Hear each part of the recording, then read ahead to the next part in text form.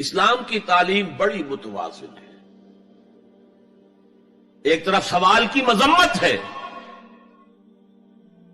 مت اپنا دستے سوال دراز کرو کسی کے سامنے. جو شخص ہاتھ پھیلاتا ہے مانگنے کے لیے وہ اپنی عزت نفس کو ہتھیلی پر رکھ کر آپ کے سامنے پیش کر رہا ہے، اور آپ ٹھوکر مار دیتے ہیں اس کی عزت نفس. مانگو اللہ سے، اللہ کسی کے دل میں ڈالے تمہاری ضرورت پوری کر سکتا ہے، بغیر اس کے کہ تم کسی کے سامنے دستے سوال دراز کرو.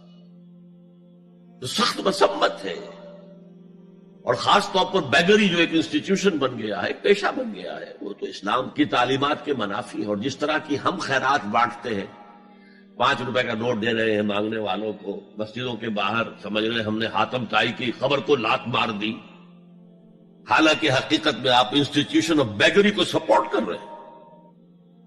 کسی ایک کو لے لو، آؤ چلو مجھے اپنا گھر دکھاؤ، مجھے بتاؤ تم واقعی اس قابل ہو یا نہیں ہو، اور پھر اس کی مدد کریں، لمسم کریں. پھر وہ 5 روپے نہیں ایسی دیں کہ وہ کچھ اپنے پاؤں پر کھڑا ہو سکے. میں نے 1 روپیہ نہیں کہا کہ 1 روپیہ تو اب کوئی شے نہیں رہی، لیکن یہ کہ 5 روپے کا نوٹ بھی آپ نے تقسیم کرنے شروع کر دیے، یہ کیا ہے؟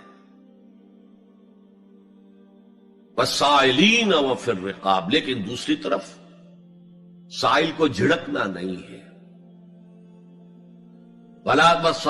اما السائل فلا تنہر، جھڑکو نہیں. اچھا بھائی نہیں، معاف کرو، میرے پاس اس وقت آپ کی مدد کے لیے کچھ نہیں ہے، میں کچھ نہیں کر سکتا. تو ان دونوں کے درمیان اصل میں معاملہ ہونا چاہیے. بلکہ یہاں تک بھی فرمایا سائل کو ضرور دو، چاہے وہ گھوڑے پر سوار ہو کر تمہارے دروازے پہ آیا. کیا پتا اس کی واقعی الجھن کیا ہے. تو سوال کی مذمت اور سائل کو جھڑکنے کی ممانعت. حتی الامکان خالی ہاتھ نہ لوٹاؤ. اس نے اپنی عزت نفس اپنی ہتھیلی پر رکھ کر تمہاری سامنے پیش کر دیا، اسے ٹھوکر نہ مارو. لیکن جیسا کہ میں نے عرض کیا، یہ انسٹیٹیوشن آف بیگری جو ہے یہ ایک علیحدہ شے ہے، بالکل اس کا اس سے کوئی تعلق نہ سمجھیے. وفی الرقاب، رقاب جمع ہے رقبہ، گردن. فک رقبۃ او اطعام فی یوم ذی مسغبۃ یتیما ذا مقربۃ او مسکینا ذا متربہ. فک رقبۃ، کسی کی گردن چھڑا دینا.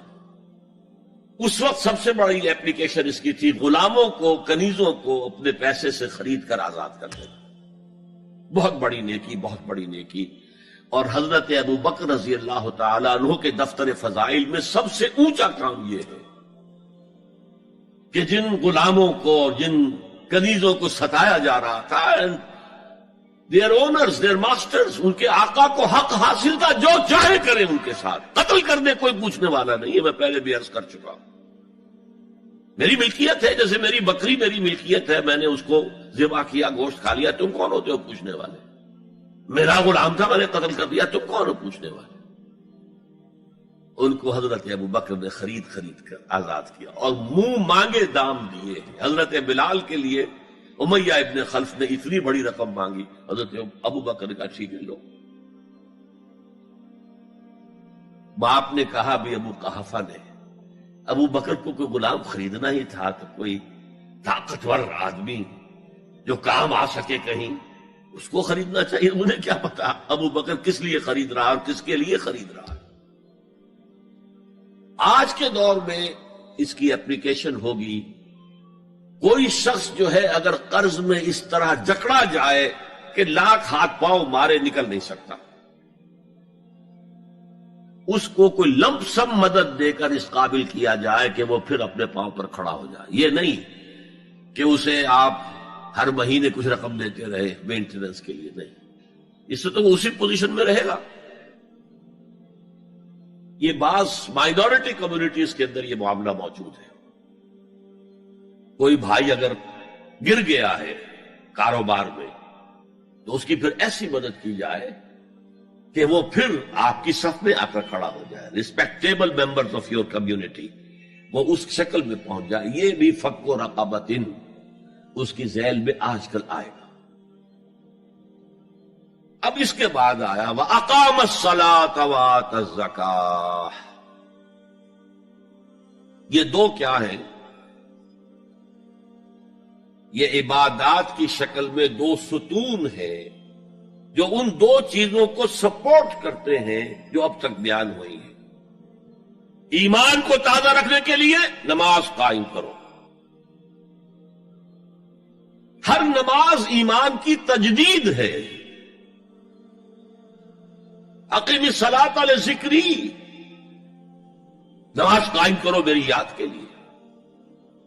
اپنا عہد اللہ کے ساتھ تازہ کرو. ایاک نعبد و ایاک نستعین، اے اللہ ہم تیری ہی بندگی کرتے ہیں اور کرتے رہیں گے، تجھ ہی سے مدد مانگتے ہیں اور مانگتے رہیں گے.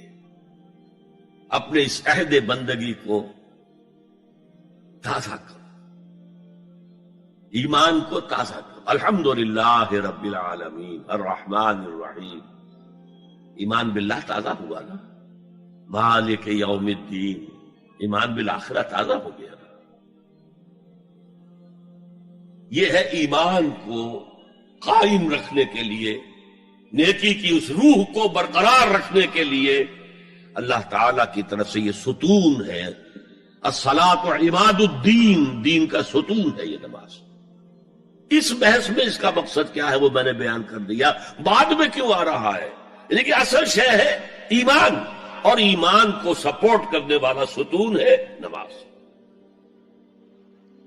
عملی نیکی میں اصل شے ہے ہمدردی، ہمدردی میں مال خرچ کرنا، اور اس کے لیے ستون ہے زکوٰۃ. کم سے کم یہ 2.5% تو نکالو. بوتل کا کارک تو کھل جائے،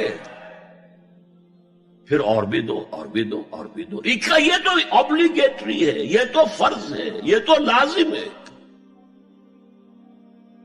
لیکن مقصد کیا ہے؟ اس کو جو سمجھ لیا بس یہی زکوٰۃ ہی ہمارے ذمے میں ہے، وہ بڑے مغالطے میں. حضور نے فرمایا صلی اللہ علیہ وسلم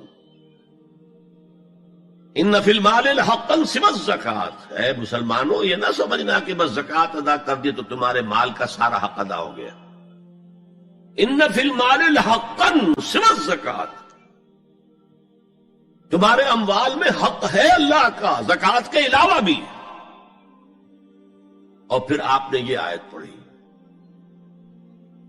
وَآتَى الْمَالَ عَلَىٰ حُبِّهِ ذَوِي الْقُرْبَىٰ وَالْيَتَامَىٰ وَالْمَسَاكِينَ وَابْنَ السَّبِيلِ وَالسَّائِلِينَ وَفِي الرِّقَابِ وَأَقَامَ الصَّلَاةَ وَآتَى الزَّكَاةَ.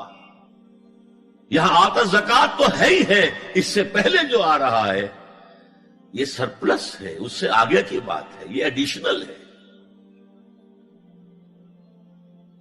اسی لیے جب انفقوا انفقوا انفقوا انفقوا انفقوا کی جو تکرار ہوتی ہے قرآن مجید میں، تو ایک جگہ پھر سوال کیا صحابہ نے کتنا خرچ کرے حضور؟ فرمایا قل العفو، کہہ دو جو بھی ضرورت سے زائد دے ڈالو. Don't accumulate, don't retain any thing.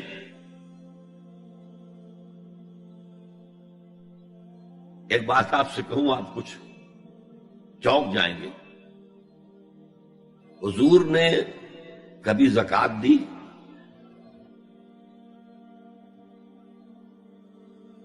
کبھی نصاب کے بقدر پیسہ آپ کے پاس جمع ہوا کہ آپ پر زکوٰۃ واجب ہوتی؟ ایسی عجیب بات ہے. ارکان دین میں سے ایک رکن سرے سے غائب. کبھی آپ نے مال رکھا ہی نہیں. حضور کا اسوہ ہم جانتے ہیں، مسواک کر لی ہے، پانچے جو ہے ٹخنے سے اوپر کر لیے ہیں، یہ اسوہ ہے. ہاں ہے، یہ بھی ہے، ٹھیک ہے، سنت ہے. اسوہ تو یہ ہے. اور صرف آپ کا نہیں، جنہیں ہم کہتے فقراء صحابہ، ابو ہریرہ، ابو ذر، سلمان فارسی، علی رضی اللہ تعالی عنہ اجمعین، یہ فقراء صحابہ میں سے تھے. کبھی کچھ نہیں رکھا اپنے پاس. میں نے بتایا تھا آپ کو شاید کہ حضرت علی کی جب شادی ہو رہی تھی حضرت فاطمہ سے، کوئی مکان تھا ہی نہیں، کہاں لے کے جائے؟ ایک انصاری نے ایک حجرہ دیا ہے اپنے مکان کا، اس میں حضرت فاطمہ ودا ہو کر گئی. He didn't have any home. ابو ذر وہ تو دوسری انتہا کو چلے گئے تھے. قانون یہی ہے، حلال سے کماؤ، اگر ایک حد سے آگے بڑھ جائے تو زکات دے دو، باقی تمہارے اختیار میں ہے، دینا چاہو دو، نہ دینا چاہو رکھو اپنے پاس. قانون اس سے زیادہ آپ کو پابند نہیں کرے گا. کبھی بھی آپ نے جبر نہیں کیا، ایمرجنسی میں بھی جبر نہیں کیا. ایک واقعہ آتا ہے کہ حضور کو کئی وقت کا فاقہ تھا. تھوڑی دیر کے بعد حضرت ابو بکر آئے، آپ نے چہرے سے پہچان لیا کہ فاقے سے. پھر حضرت عمر آئے، پہچان لیا کہ فاقے سے.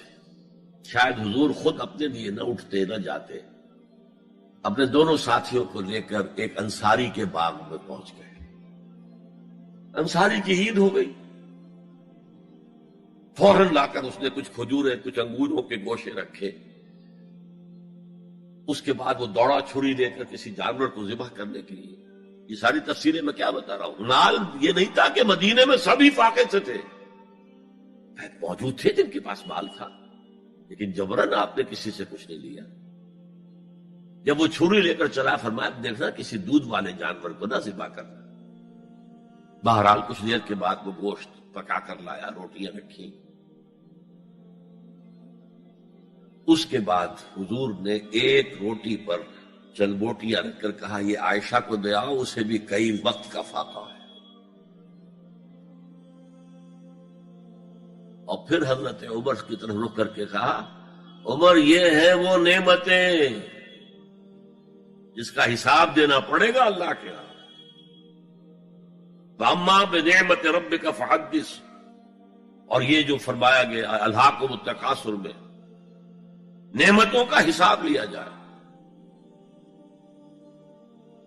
وَلَا تُسْأَلُنَّ يَوْمَئِذٍ عَنِ النَّعِيمِ، فرمایا یہ نعمتیں ہیں.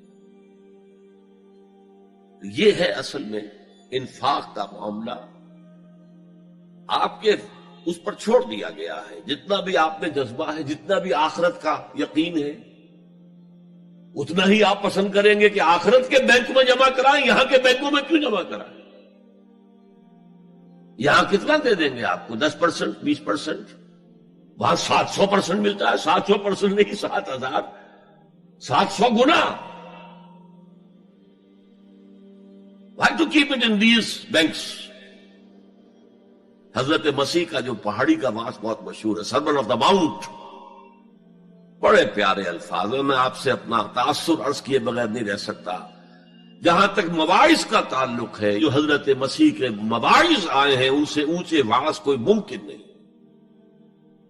اسی میں یہ جملہ بھی ہے، دیکھو اپنا مال زمین پر جمع نہ کرو. جہاں چوری بھی ہوتی ہے ڈاکہ بھی پڑتا ہے، کیڑا بھی خراب کرتا ہے. آسمان پر جمع کرو جہاں نہ چوری کا اندیشہ، نہ ڈاکے کا خوف، نہ کیڑا خراب کر سکے. اس لیے کہ میں تم سے سچ کہتا ہوں کہ جہاں تمہارا مال ہوگا وہیں تمہارا دل ہوگا. مال یہاں ہوگا تو دل اٹکا ہوا ہوگا، اور فرشتے اس طرح گھسیٹ کر کھینچیں گے آپ کی جان کو جیسے کہ سیخ پر سے کباب کھینچا جاتا ہے. اور اگر دل وہاں لگا ہوا ہے جس کے لاکھوں کروڑوں ڈالر سوئس بینکس میں جمع ہیں، اسے کہا جائے نکل جاؤ پاکستان سے، اسے کوئی تکلیف ہوگی؟ نکل جاؤ فلاں ملک سے، ملک بدل کرتے تو کیا تکلیف؟ میرے بینک کے اندر پیسے ہیں. البتہ جس کا باہر کچھ نہ ہو اسے اگر یہ دی جائے سزا تو اس کی تو جان پر بن جائے گی.